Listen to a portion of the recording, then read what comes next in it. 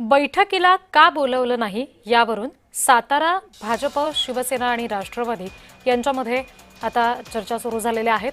बैठकीला का बोलवलं नाही असा सवाल सातारा भाजपला शिवसेना आणि राष्ट्रवादीकडून करण्यात आलेला आहे।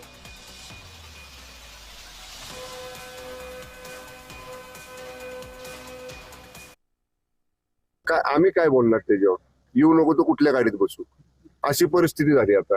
म्हणजे तुम्हीच प्रश्न विचारल्यानंतर तुम्हीच म्हणताय तुम्हीच म्हणताय तुम्हाला निमंत्रण नाही, आणि मग तुम्ही काय करणार? आता मग निमंत्रण नाही तर मग कसं कुठल्या गाडीत बसायचं? खेडेगावात म्हण आहे ना बघा, आमचे लोक हसायला लागले गावाकडचे, येऊ नको तर कुठल्या गाडीत बसू, काय करणार आम्ही?